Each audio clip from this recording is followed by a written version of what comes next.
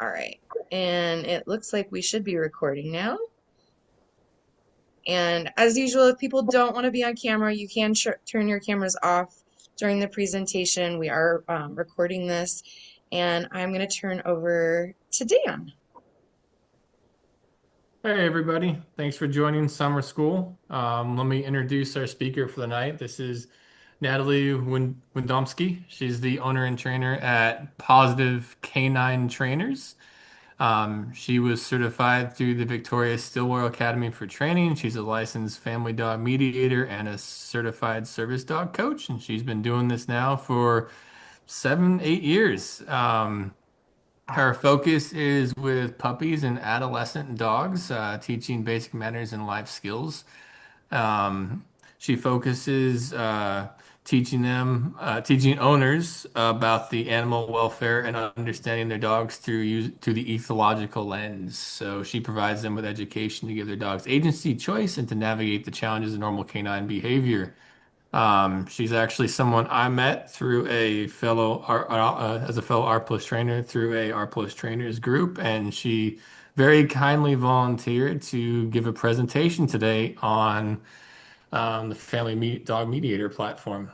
So, Natalie, I'll let you add anything else that you want, and you can get started when you're ready.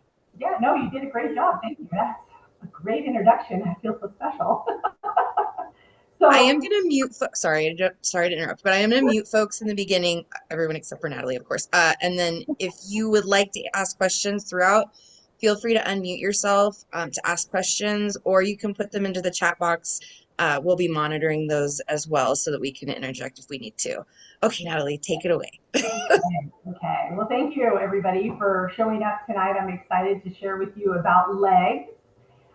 The presentation that I'm going to be sharing with you this evening was actually cultivated for a group of seniors that I do a lot of training for. So I live out in the West Valley, and Pebble Creek is one of the largest 55 plus communities on my side of town. And so I'm one of the exclusive trainers there. And each year they invite me to come over and do a presentation for animal welfare and about dogs. And so this presentation that I'm sharing with you tonight was specially made for them. So some of the things I'll have to explain what it might mean, because you're not going to understand exactly what it's all about, because it was directly for them. So the title of the presentation that I gave was Living Your Best Life with Your Dog, Changing the Dog Training Mindset from Control to Cooperation and Understanding. So I'm going to be looking left and right because I have my presentation up on the second monitor. So hopefully that doesn't make anybody dizzy. So when I meet with clients, I always ask them what their definition is of having a good life with the dog, or their definition of a good dog. And these are the most common answers that have been given to me. A companion dog who listens every time they're told what to do. A dog that can travel well, since a lot of the seniors are snowbirds, so they do travel quite a bit back and forth to cooler temperatures with their dogs. A dog that behaves well when company comes over, a dog that can walk around the block on a short leash and not have any reaction to another dog or pull them, a dog that doesn't bark at every little thing outside the window or the backyard, and a dog knows that your shoes, glasses, and remote control and toilet paper are not theirs for the taking. And then finally, that the counter in the kitchen is not a place to be browsing, nor is the trash can. So this is what the owners are telling me all the time. So, um, so we all, I can't speak dog. Well, I think I can. And with all of my experience in training, especially learning about the L.E.G.S model, these are the kinds of things that I'm trying to communicate back to the owner what their dogs might be trying to tell them.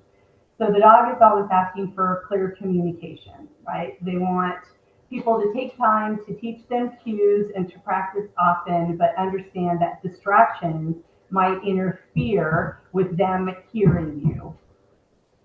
Sorry, I have a dog who's going out of the room. Freedom to move freely in and outside the home. They don't want to be on short leashes that restrict their movement and the ability to sniff and explore the environment.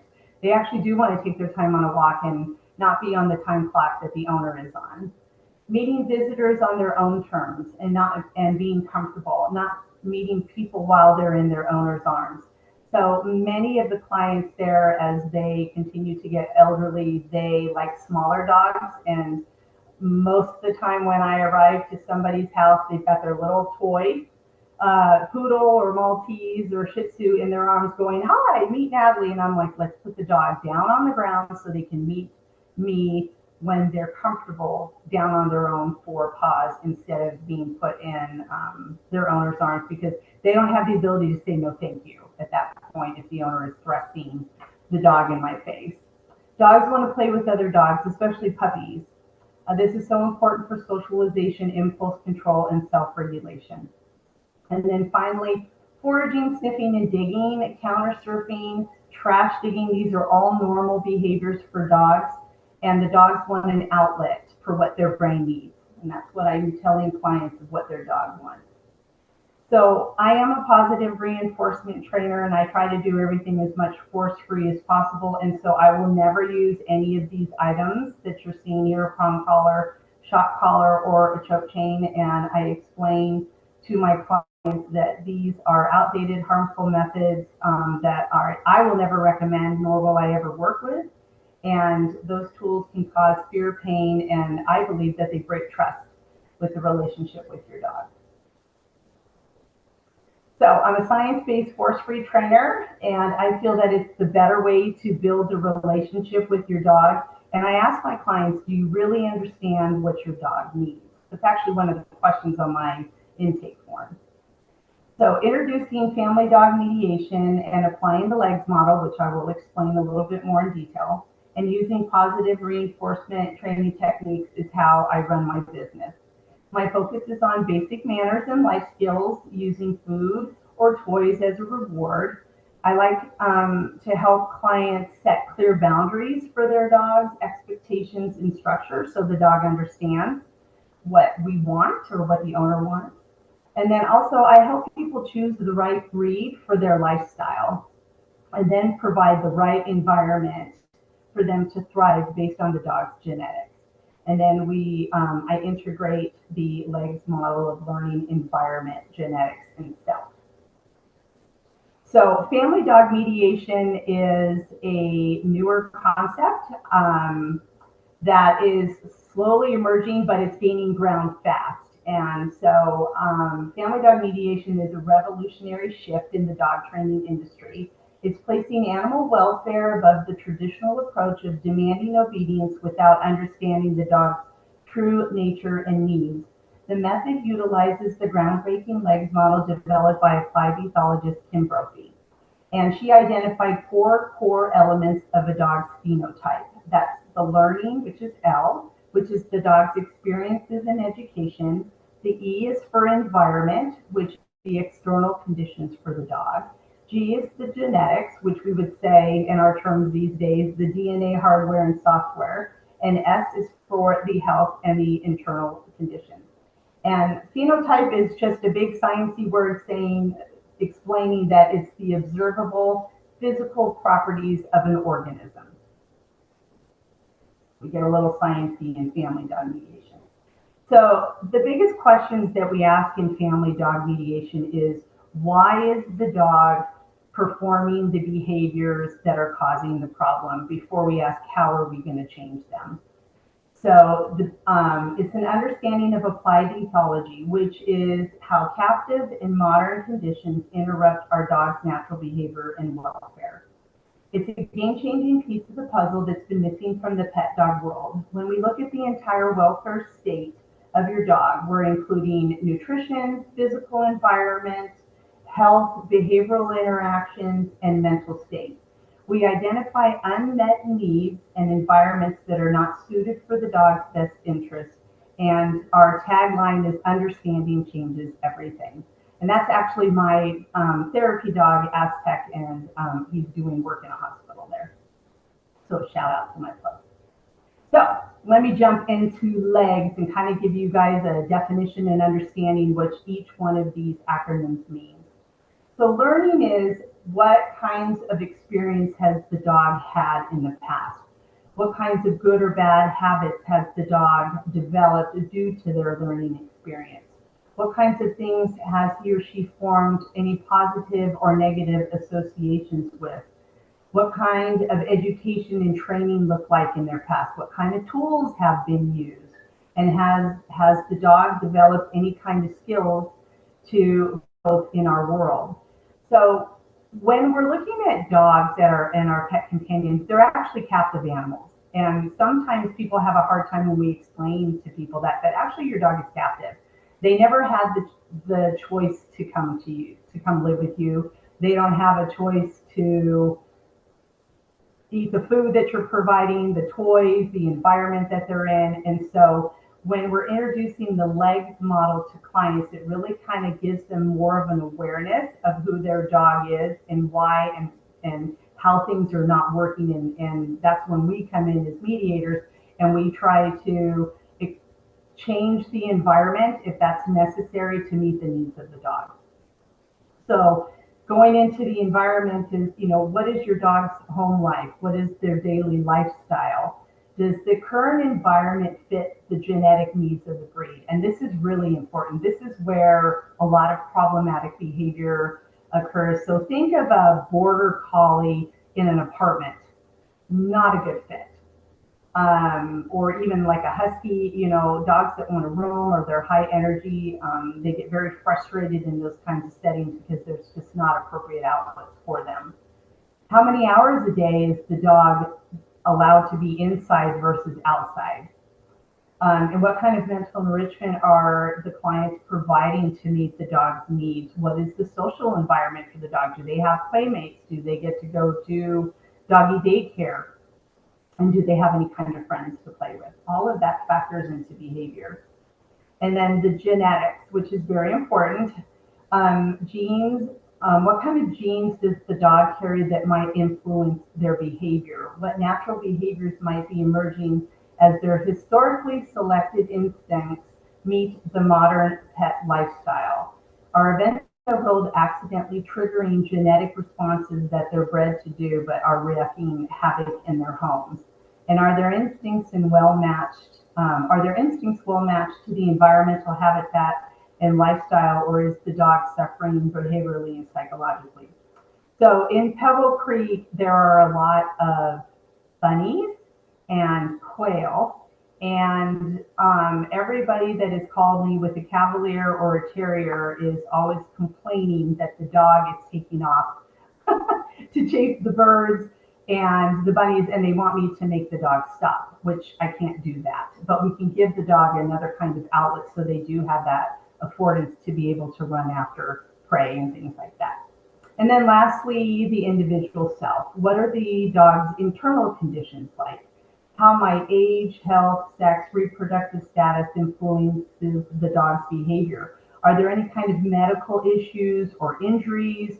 Gut issues really affects behavior in a big way. Allergies and as well as chronic pain, all of this affects behavior. And while we are not veterinarians or vet techs, we do defer to the veterinarians for that. But if we believe that there might be pain involved or some gut issues, we would always refer the client to go back to their veterinarian or their veterinarian behaviorist. That's not our job to diagnose the dog. So what I did for this population of folks that came to the presentation was I wanted to demonstrate using the L.E.G.S model of a dog well suited in a home and then a dog that was not well suited. And so I wanted to see I wanted to share how these dogs may or may not have been living their best lives based on the L.E.G.S model. And so we start with Chase. And the background history on him was he was a 5-month-old intact Jack Russell Terrier who was purchased from the pet store at the mall. And at 12 weeks of age is when he came home to this family. It was unknown how long he was in the mall. And they had him for 2 months before they called me. And he went to live in a home with a 10-year-old miniature pinscher crossed with a mini Jack Russell who had a lot of anxiety and was not a happy dog. They had two small children under the age of 4. It was two busy parents working full time, and they had an au pair that was there full time taking care of the kids. So breaking down the legs for Chase, we had an unknown history of social interactions for Chase. More than likely, he was a puppy mill dog. For those that don't know, a lot of the dogs in the malls do come from puppy mills, so they already kind of come with some problems. Oh, it just came up on the second screen here. I suspected that he had very little training before I was hired, nor were the boundaries established for him. He liked to nip and jump on the kids as well as chase the older dog. For his environment, his daily life was not enriching at all. He was kept in a small pen in the living room while his owners worked throughout the day. He had limited opportunities to express his natural terrier behavior of hunting, digging, and chasing. His walks were very short, and they were only about 10 minutes long. For a Jack Russell Terrier, that's definitely not long enough. And not often due to the owner's busy schedule. The backyard had a pool and it was fenced, and they had a lot of like jungle gym things for the kids outside, but really nothing for the dog to do. And with his genetics being a terrier, he wanted to chase anything that moved. So with two kids under the age of 4, you can imagine the chaos that was going on in the house. They would run around, and he naturally began chasing them and nipping them and jumping up and biting their clothes, and that was causing a lot of problems, and that's when they called me. He also chased after the elderly dog that wanted absolutely nothing to do with him. So in regards to his individual self, he was beginning to move into adolescence, and he had zero training. So zero impulse control.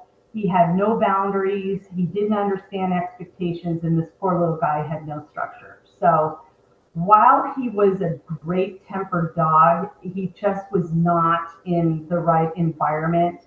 Um, the owners purchased him because the male owner purchased him because he grew up with Jack Russell Terriers, so he thought that's what he wanted, but their work hours were not conducive to try to care for this little guy. And so due to some non-compliance and some other things, I had to ultimately end the contract with this client, so I was not able to finish my day training, which was really disappointing because I was making a lot of progress with him, and he really enjoyed the one-on-one time with me. So I have a couple videos to show you, just one of Chase and then one of the other clients. Hopefully you guys are going to be able to hear this.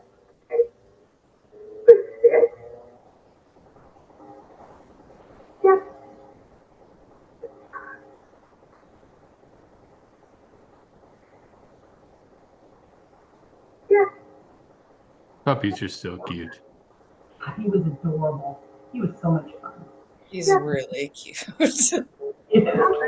I I have such a crush for Jack Russell Terriers. It's so cute. I'm just a terrier person, period. Yeah, he was so much fun. He's so smart. I mean, his tail never quit wagging.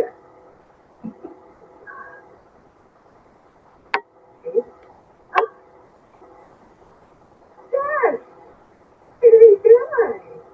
Very good. Down. Yeah. So I did videos for the client because we did day training, so they could see what I did. Yes. Very good. Very good. Down. I'm thinking. Yes. Good puppy. Good puppy. Face up. Yes. Oh, good boy. Good boy. Good boy. That's very good. Very good. Good. Face down.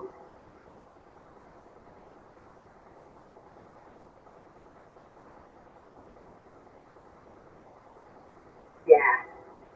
Very good, puppy. Very good. Face up. Yes. Very good.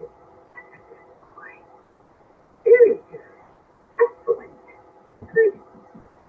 So you can see he was really a quick learner. So the way I teach basic manners is I teach the behavior first, and then I insert the verbal cue, and then I insert the hand signals. So he was able to get this in one session. So he learned the down and the up cue. So he was really a great dog, just long household for him. Okay, so on to Alpha. Look at this little cutie pie. My very first time working with Keyshawn, it was quite an interesting experience. These guys are something else. So this is Alpha, and he was a 12-and-a-half-week-old Keyshawn, and he was purchased from a breeder in Oklahoma. And this family had the pup for 1 week before they called me in. He's the only pet in the house. It was a young couple with no kids. Both worked full-time with a flexible schedule to work sometimes at home, and sometimes they were able to bring Appa into the workplace. And these people were extremely committed. They really did their research. They had everything in place, like the ideal client. I don't get enough of these. I wish I did.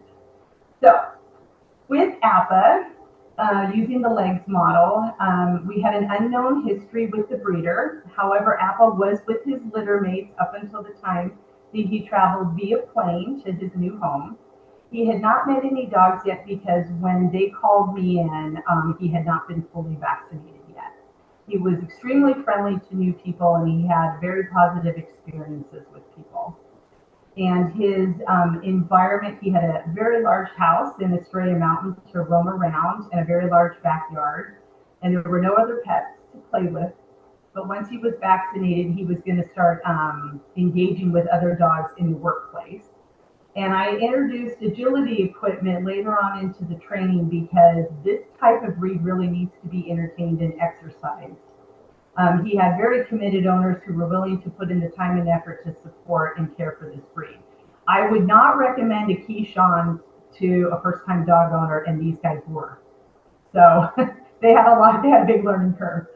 The genetics for this, so this breed is the natural dog, and there's 10 breed categories that family dog mediators use, and natural dog is one of those categories. They are free-spirited, independent, self-preserving, can be difficult to train. They do not like to be confined, and they are intolerant of being handled and restrained. So Appa is not one that likes to be cuddly. They don't always like to come when they're called. They like to wander, and they can have destructive behavior indoors. And they can also have predatory behavior towards small animals. So I really had to educate his owners about all of this to help him cope in his home. Do you mind taking a second and elaborating for everybody kind of what a natural dog is and how they differentiate, how they differ from a more typical domesticated house pet? Um, yes, I can do that. Hang on, let me pull. I have my Meet Your Dog book up. I don't want to lose the screen by pulling up the handout for Cody. What I have. Hold on one second. Hold, please. Hold on a second. So I can at least tell you the breeds about the natural dog. If I can find it. And I know it's a bit of a loaded question, so you don't feel like it's Yeah, that is a loaded question. Thanks, Dan. But I don't know how many people have heard of the term natural dog before, Yeah, so it's probably worth elaborating. Sure. So we call this like the wild at heart dog. So let me give you guys like a couple of breeds so you can understand what I mean by that. So an Akita, an Alaskan Malamute, American Eskimo dog, a Basenji, a Chow, a Dingo, German Spitz, a Finnish Spitz. I mean, some of these dogs aren't even in the United States. Japanese Spitz, Keyshawn, Elk-Hound, New Guinea Singing Dog, Norwegian Elk-Hound, a Samoyed, which I've trained too. They're pretty cool. Shar-Pei, Shiba Inu, Siberian, and a Husky. Husky would probably be the most common natural dog. I mean, the genetics, that I can't speak too much about, but they're not typically like crossbred dogs. If they're purebred dogs, then just that breed is called a natural dog. I'd have to go more into the book, Dan, to explain that to you. But like their personalities are, they're free spirited, they're intuitive, instinctual. They have more of like a wild nature. They are more of independent dogs. They're logical. They can be suspicious. Think about chows. Chows are not always the easiest ones. More instinctual. So they have probably some stronger drives than some of our other breeds do. They are very self-preserving, so very independent. They don't necessarily like the confinement and being like a pet. And then I kind of told you like what some of their problems were.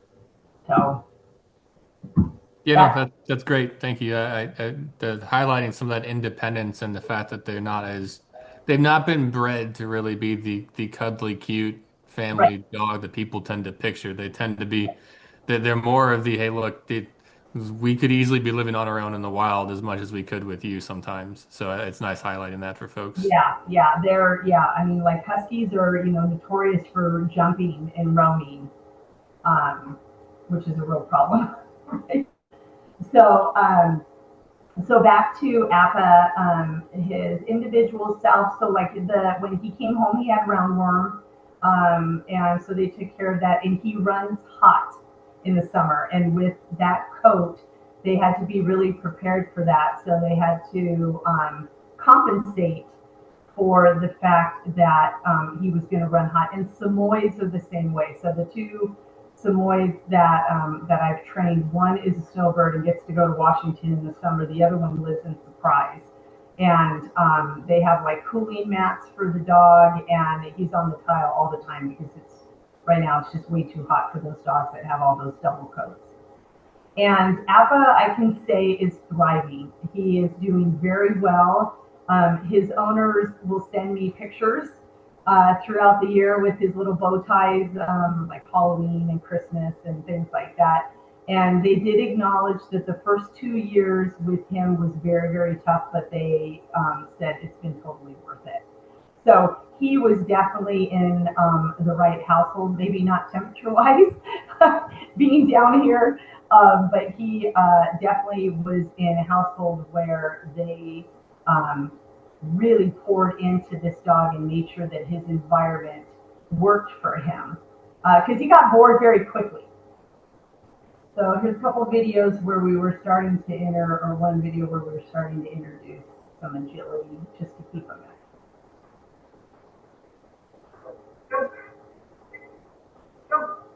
There you go. Good. Try that again because he was a little hesitant.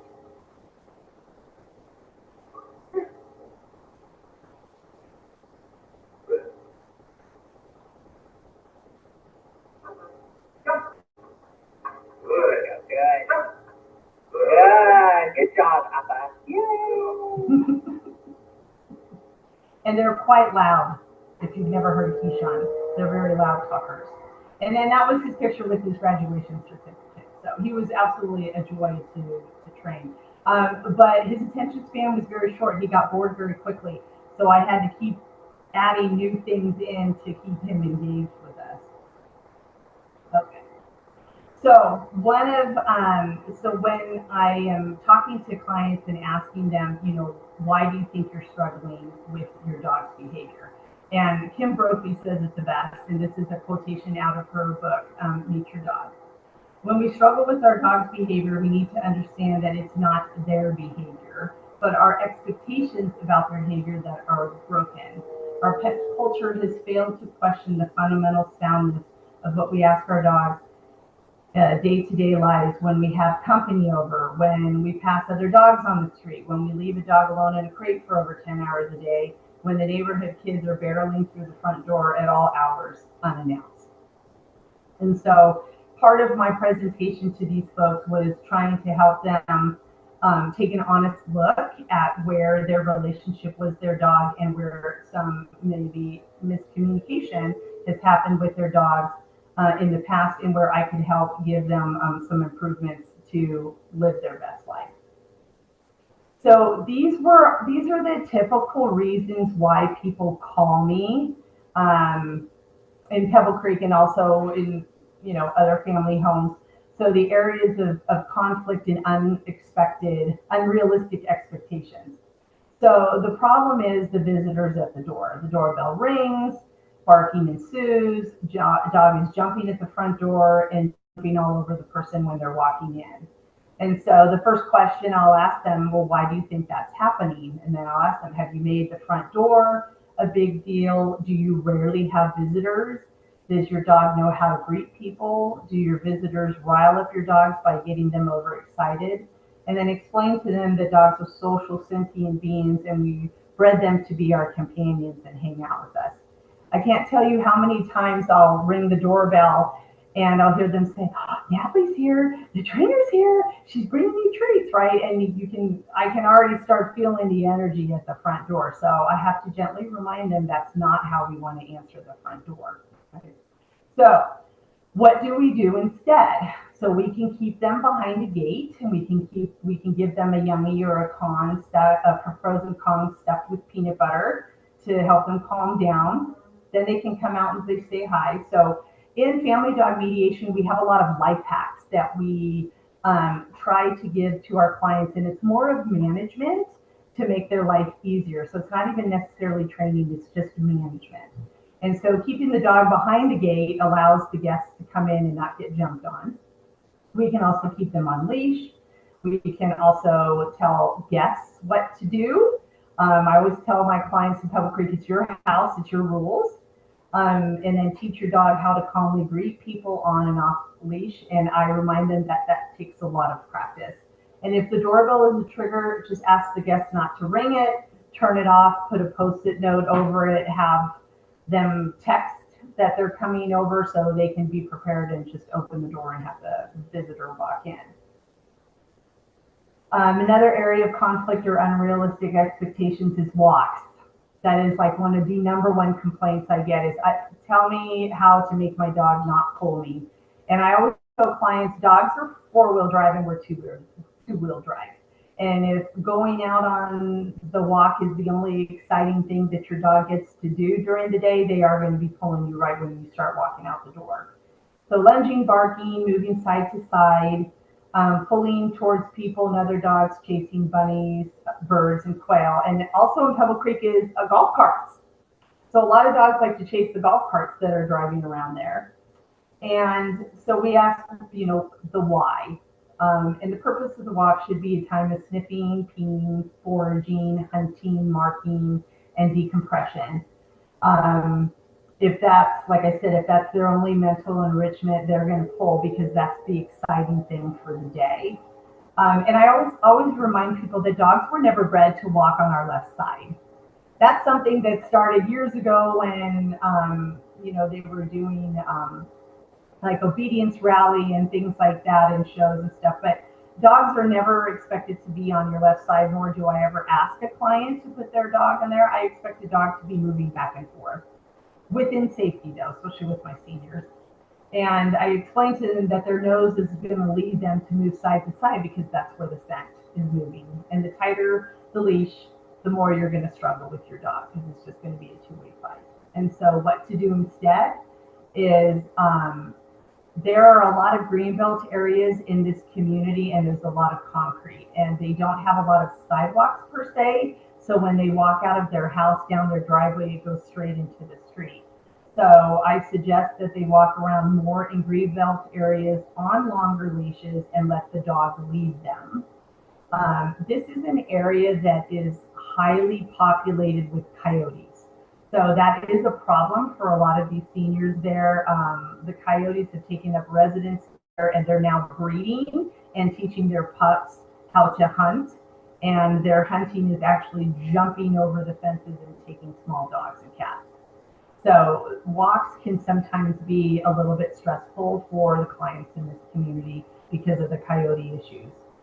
I've also told them to go out of their area, take the golf cart and go out of the area or get in the car and take the dog to a different area so they have new areas to smell. And if they're unable to walk the dog, which some of the seniors are, I encourage them to hire a dog walker. And all breeds should be able to go outside, providing they're healthy enough to go get a walk, and provided that they're not scared. And they have to be conditioned to the cars and the golf carts and all of the other people that are walking around in the community, because it's a pretty busy community. So barking is the other major complaint: barking at the front door, barking at windows, outside in the backyard, in the car, and out on walks.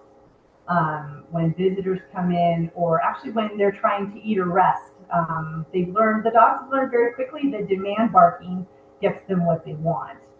And many of these backyards are not fenced, or they are fenced and the coyotes are still cruising through the neighborhood. So a lot of my clients there are very hesitant to let their dogs out in the backyard. And in fact, one of my clients, she was out with her 2 5-pounder dogs that she had, and a coyote was actually in the backyard. She turned her back to put some things away, and when she turned back around, a coyote had jumped the fence and was stalking one of her dogs. So they are very brazen in this community. So barking, like all canine behavior, has function. And I asked them, have they possibly unintentionally rewarded the behavior once? Once a dog figures out what to do one time, they'll continue doing it. And then I asked them, do they ever understand why their dog is barking? Do they have a barky breed? Let's say like a terrier or a schnauzer. They're big time barky breeds. And when they get escalated, they really start screaming. And then I explained to them that expecting your dog to never bark is a completely unreasonable expectation. So what to do instead? We, again, need to first understand the why before we can implement the how to change the behavior. If it's a window and people are walking by and the dogs are bothered by it, I recommend that they block access to the front window or the back window, to place film over the window, and also to teach how to redirect the dog every time they bark. Same at the front door. With the backyards, sometimes it's alert behavior because there might be a coyote or something else out there. And I also tell my clients, when your dog sees something outside and they're barking, actually thank them for that, because they're doing their job instead of yelling at them. Go out and find out what's concerning them, thank them verbally, and go back in the house. When visitors are coming over, I suggest, when visitors are coming over, when it's time for the owner to have a dinner or they want to rest in the evening with a glass of wine or something, tire out their dog first. They need to meet their dog's needs first before the dog can meet, before they can meet your needs.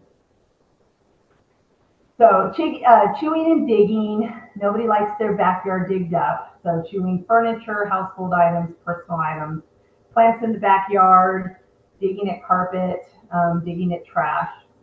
And this is all normal canine behavior. It's also stress relieving behavior. For boredom. Anxious dogs, stressed out dogs, they're going to find ways to relieve those feelings. I explain to my clients that if the dogs don't have an outlet, that they can develop some serious compulsive disorders that are very damaging and distressing to the dogs and the owners. What to do instead? I recommend lots of mental enrichment, toys, activities, social outings with other dogs, doggy daycare, free time to run around the backyard off leash. So if they can, have somebody out there, if they are married or they have a partner, if they have 2 people out there, one can be on the lookout for the coyotes, the other can be attending the dog. So they have some kind of agency. A lot of these dogs just don't have agency. They just are not allowed to be a dog. Use the long lines, go out to a greenbelt area, and keep them online, obviously, unless they have really solid recall. Most dogs have little to no choice in their lives, and they really need to thrive to live their best lives. And I'm constantly preaching that to my clients. So these are some of the mental enrichment ideas that I recommend to my clients, and I do bring some of these items so they can actually see what it looks like. I always tell people just ditch the pole, use a snuffle mat, a food puzzle, or a rolling treat ball. Instead, I actually finished a training program with a mini schnauzer not too long ago, and the dog will only eat the food from the rolling treat ball. They will not eat the food out of their bowl anymore. So that's still a win. When company comes over, use lick mats, tread boxes, food puzzles to keep them occupied so they can visit with their company. If the dogs do like to dig, I tell people create a dig pit. You can get those blue baby pool, plastic pools at Walmart, fill it with dirt or balls and bury toys in there and redirect the dog into that. Scent games are in the house are a really good alternative during the summer, and I kind of explain to them how you can teach scent and reward with food. I have a backyard adventures handout where you can use a lot of household items where you can set up outside in the backyard or in your house, and you can hide treats in there. Teach the dog find it, and so they start hunting in the house for these kinds of things, and then also using old sheets or towels and roll up the dog food in the treats and let the dog figure out how to get to all of the food. So all of this can tire out the dog, so some of that unwanted behavior will stop. So here's a couple of videos that I have of what a shred box looks like and how it can be utilized, as well as putting treats in there. So these are all my dogs. What is that, Aztec? What is this? What, Aztec? What's your box?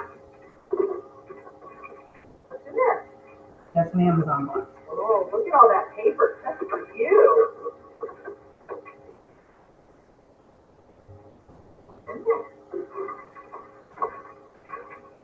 Oh, something we use our nose for, huh? Yeah, Aztec, what's all that paper for you? Huh? Did you find it? Oh, good boy. Good boy.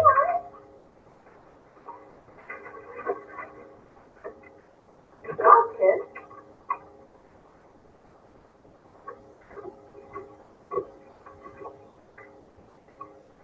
So this is a real cheap way of teaching your dog entertainment.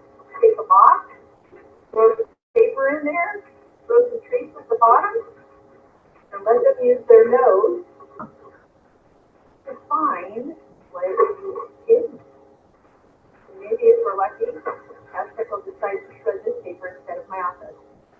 Thanks for watching. Yeah, I came home one day and there was a whole bunch of paperwork all in my office shredded. So that was after he was done eating all the yummies. So this is what he did next.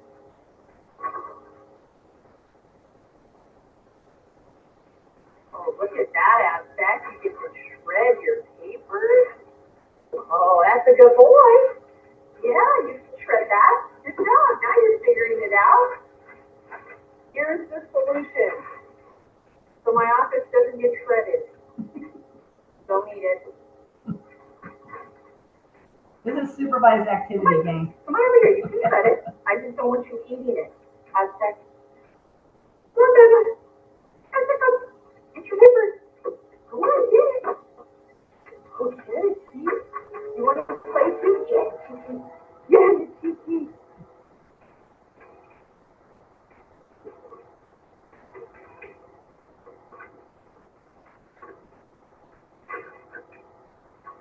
So Aztec gets 2 to 3 shred boxes a day now. That is his favorite activity. So he's going to be 9 next month. What do you think, Aztec? You like your shred box? Yeah. But we don't eat it though. We just shred it. So I pick up a lot of paper in the house. So that's okay. And cardboard. He's really good at shredding cardboard. So it does break down our recyclable.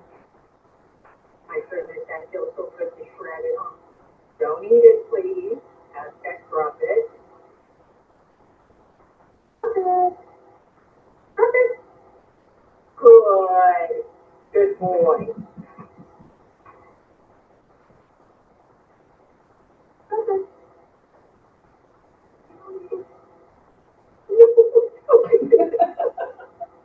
He's such a silly boy. boy.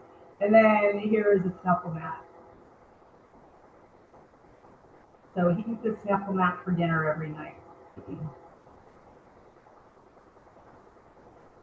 So anybody that has a lab knows that they eat in like 3.5 seconds. So this does help slow down a dog that likes to inhale. What is that, Aztec? All right, so my final thoughts. So my hope and goal for the clients that day and also for you guys was to learn that training your dog is not about having control over them, but more about the journey of cooperation, trust, curiosity, and building a relationship with them. In turn, figuring out who they are and what they need to become the best version of themselves to live a fulfilled life. And I just love this saying that dogs do speak, but only to those who know how to listen. So that is the end of my presentation. So if anybody has any questions, here's all my info, social media, all that good stuff. If anybody wants to follow me on social media.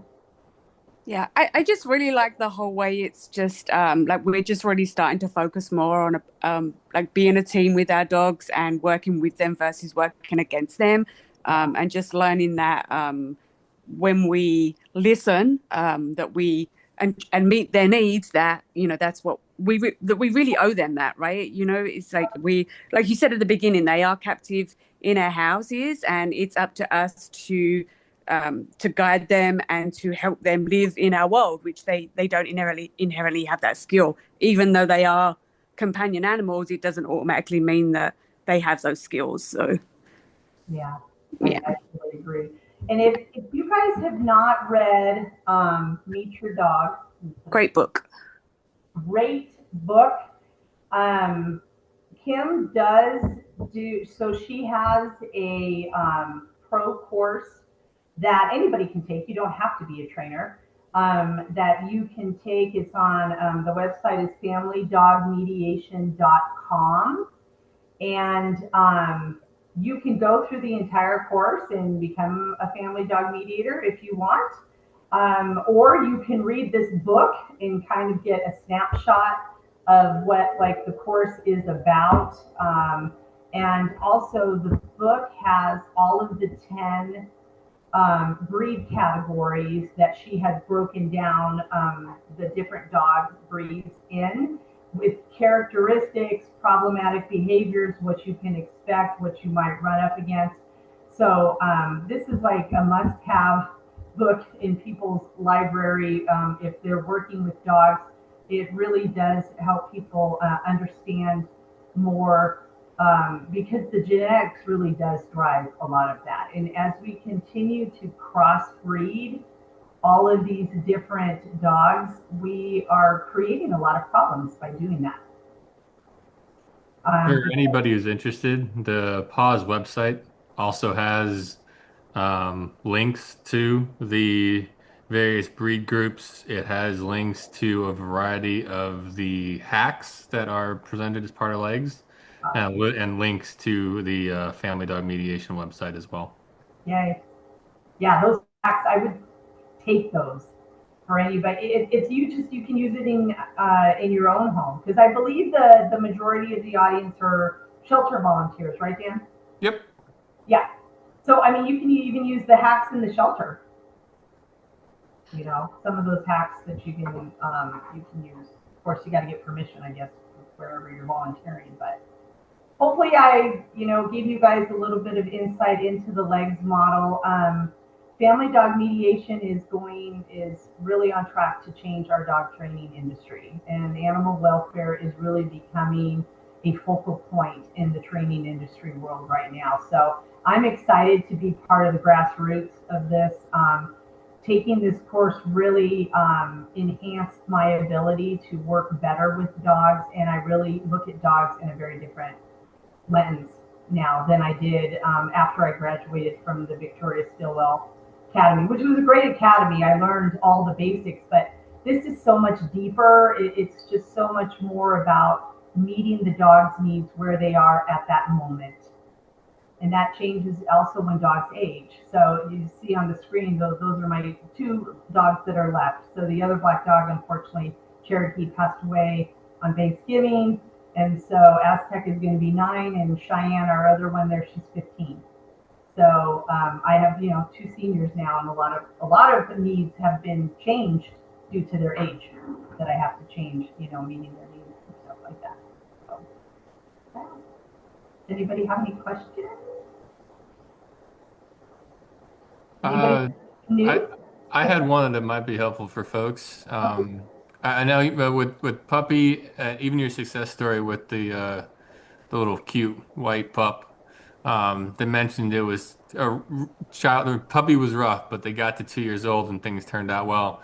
Do you have any words of wisdom that you tend to give people to help encourage them to start and stick with training, and and that fact that it takes time, that these dogs don't just change in a week or two, that it's a reminder that this is an evolving process that can take years because we're talking about a 10 to 15-year commitment? Right. Yeah, yes, I do. I mean, that's one of the reasons why my niche is puppies and adolescents, because shelter volunteers will know this, by, anywhere between 7 months to 18 months of age is when people begin to start getting rid of their dogs because they can't deal with it anymore.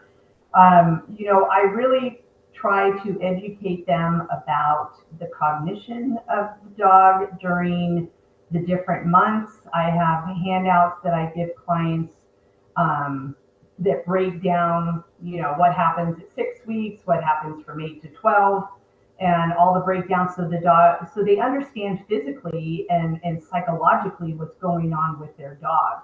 And once they hit adolescence, then, everything's out the window and we start all over again. And I, explain to them, you've got a teenager on your hands. And if any of them had kids, they kind of go, oh, yeah, I remember that. And so I just encourage them to be consistent. If you can be consistent and you can write it out, hopefully after a year or two, if you've been diligent with being consistent and being flexible and understanding that your dog is struggling. So when I'm working with clients, I usually come from the dog's point of view. This is what your dog might be feeling. This is how your dog is struggling. And I kind of get not too much into the science, but, explaining how the prefrontal cortex of the dog is still being developed, so they can't make good decisions. So they're not going to listen to you one day and then they'll listen to you another day. And it doesn't matter whether or not the dog is sterilized. There's other hormones and things that are helping the dog grow and mature and all of that. And so I do my best.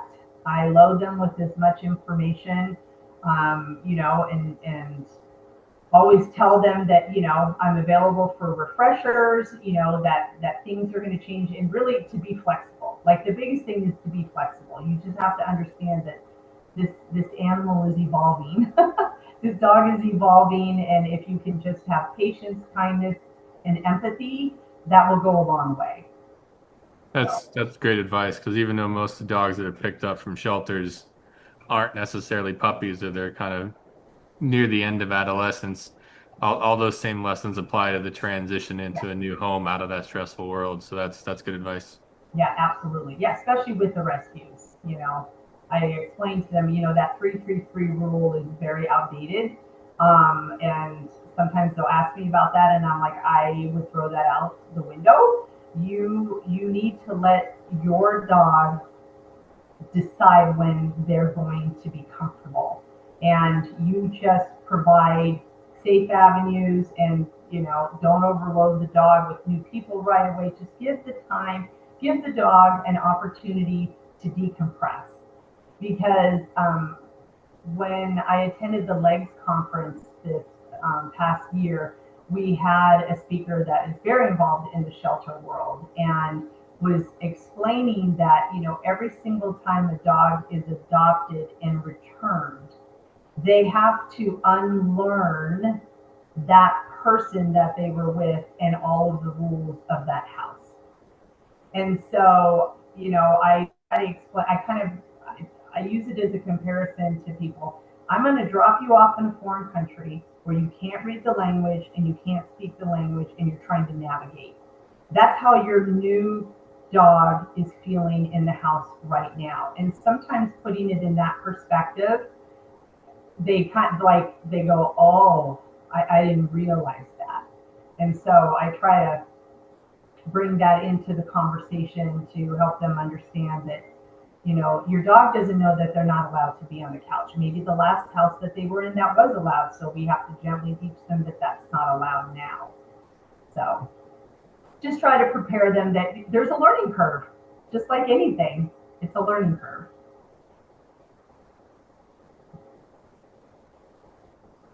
All right. I don't see any questions in the chat. Does anybody else have any other questions before we wrap up?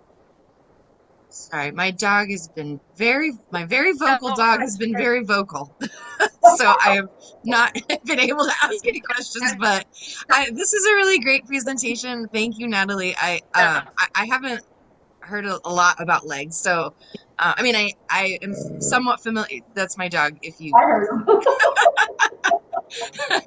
But this was really interesting, and I really enjoyed it. So I appreciate you coming over. Did I interrupt somebody? Was somebody going to ask a question? I didn't hear anything. All I heard was Jeannie. No, Yeah, that was Jeannie. Jeannie has a question. Jeannie has a question. Yeah, that's my dog, Jeannie. He has a question. He'd like to know how can he help other people advocate for his voice as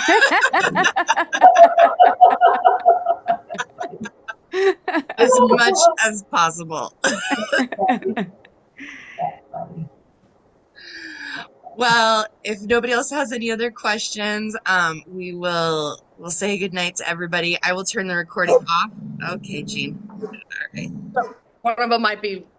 Sorry, I'm trying to mute myself too.